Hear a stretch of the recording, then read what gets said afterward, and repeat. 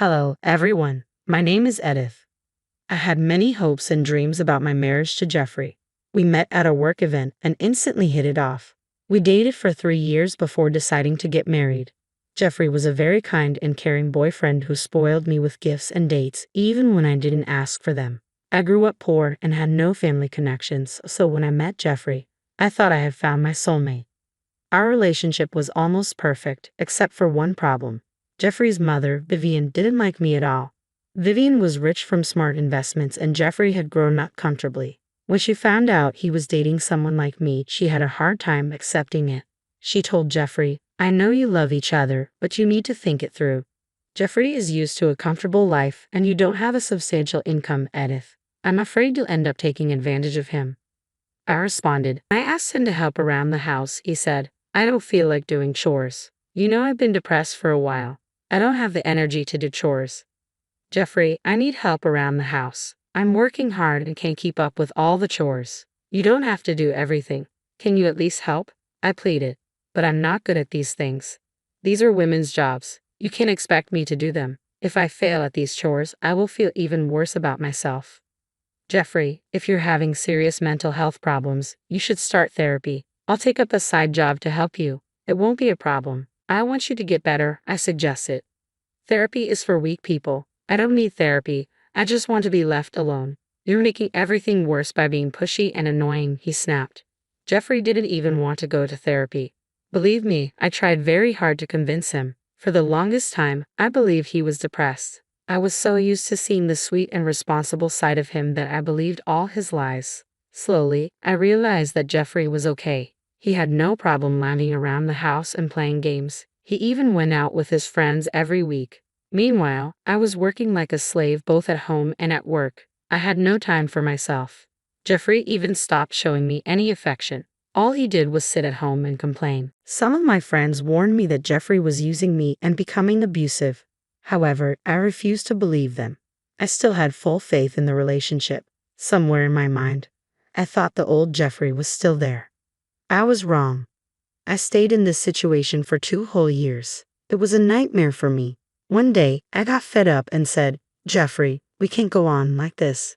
It's been 2 whole years. You need to either help around the house or get a job. I can't do this anymore. I've already told you multiple times that I'm not in the mental space to work. Why can't you just listen?"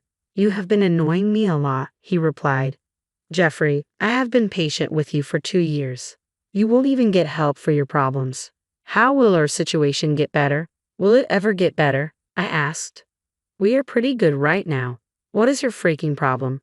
You're managing just fine without my help," he said dismissively.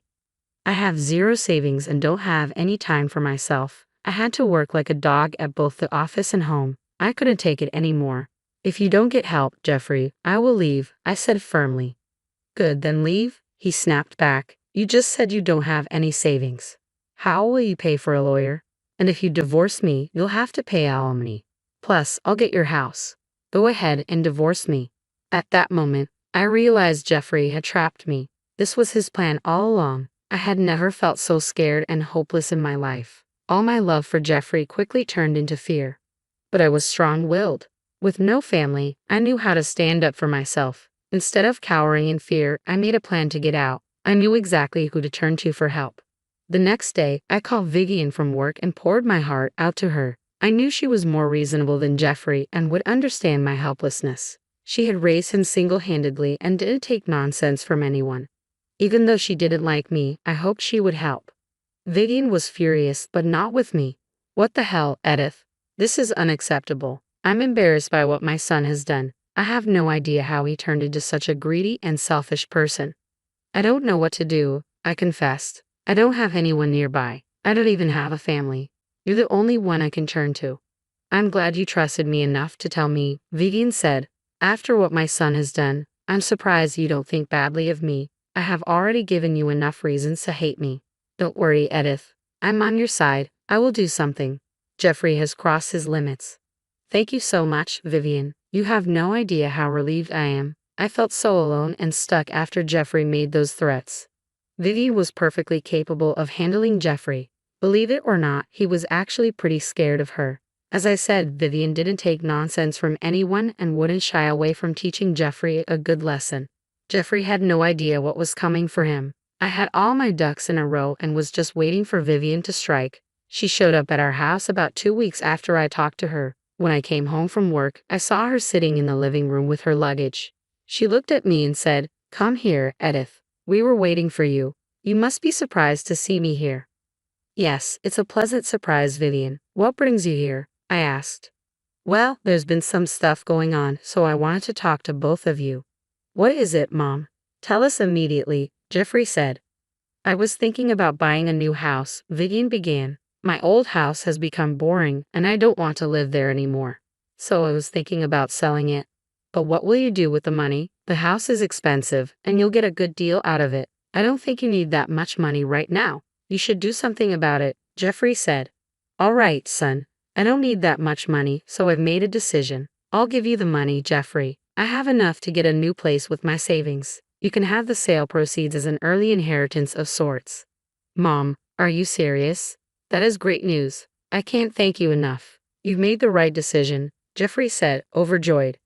"Don't get so carried away, Jeffrey. I have one condition that you must agree to before I give you the money. I want you to divorce Edith. You know I never liked her, so I don't want her benefiting from your money. If you agree to divorce her, the money will be yours. If you don't divorce her, I will keep the money and do as I please." "Wait, that's all you want? You want me to divorce Edith?" "Yes, I even brought the papers with me. If you sign them, we can go for a mutual divorce. The entire process will be simple. I'll hand you the money once everything is finalized." Hearing this, Jeffrey's eyes lit up.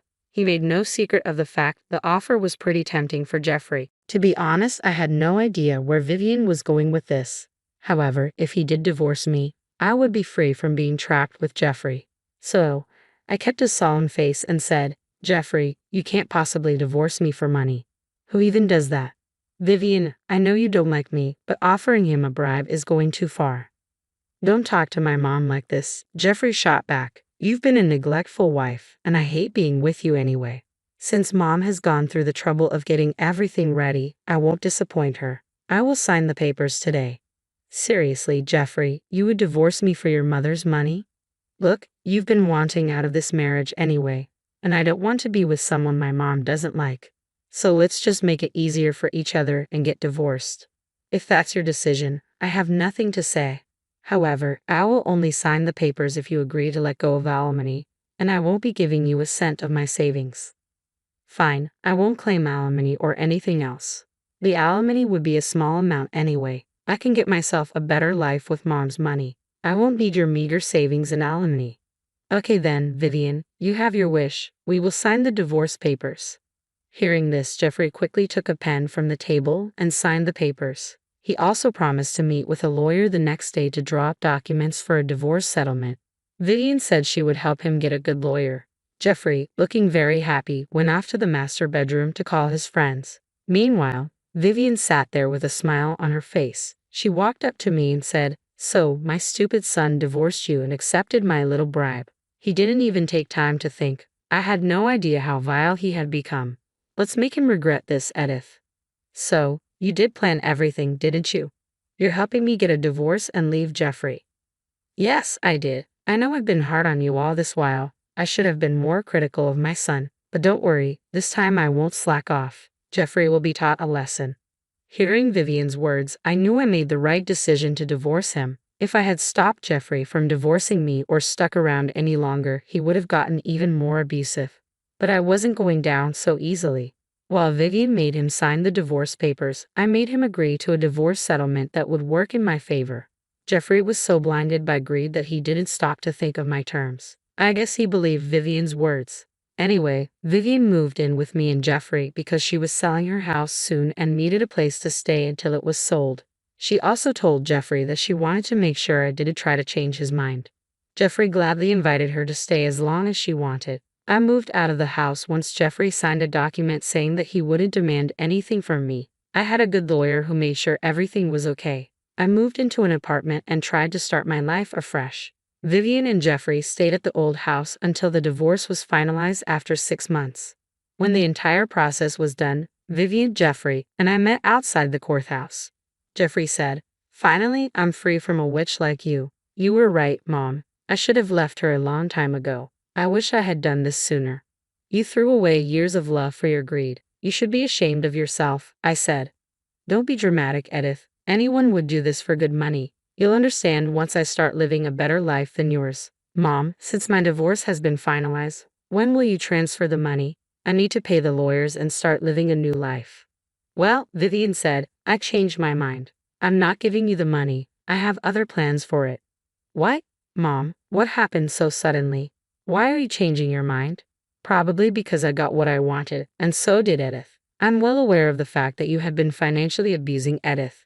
She also gave me a detailed account of how you trapped her. If this wasn't bad enough, you readily divorced your wife for money. Do you think I would reward you after this? But Mom, you're the one who said that I needed to get a divorce. What is going on? Why are you taking Edith's side? You hate her. Well, no, I don't hate her. Right now, you are the one I hate. How could you do this to your wife, Jeffrey? Is this what I taught you? You were nothing but Mom. This is a shame. You should be supporting me, not Edith. I deserve the money after everything. You will give it to me. You deserve nothing, Vivian said coldly. I've given half of the money to Edith so she can get a good lawyer. The other half I spent on buying the house you live in right now. But you won't be welcome there. Here is an eviction notice for you. After your month is up, Edith will stay there and she won't need to pay rent. The look on Jeffrey's face was priceless. Most people in my place would cry over the divorce, but I was laughing my butt off. Vivian's true intentions were revealed, and Jeffrey realized we used his greed against him. He went pale and started throwing a tantrum right there at the courthouse. Vivian and I got into a car and simply left the scene, leaving security to deal with his screaming and insults. I went back to my rented apartment, and even Vivian came to stay with me. Jeffrey was becoming unhinged, so I didn't want her in the house as long as he was there. Jeffrey tried to call us both, but we ignored his calls. He also sent us some colorful texts filled with threats and insults, which we saved just in case we needed a restraining order. As the days passed, Jeffrey's madness didn't escalate. Instead, his stance changed completely. He was now begging and pleading with me and Vivian. Honestly, it was hilarious. Gone were his threats and insults. Now all he did was apologize and ask for help. Jeffrey had hired an expensive lawyer because Vivian had promised to pay for one. That was a trap, so Jeffrey was stuck with a huge bill for his lawyer, who was getting restless and hinting at taking legal action against him. Jeffrey had to beg people for help because neither Vivian nor I gave him any money. He had a roof over his head, but he knew it wasn't for long. The eviction notice was hanging over him, and he simply couldn't afford to move out or get involved in another legal matter. He begged his friends for help, but they rejected him as well.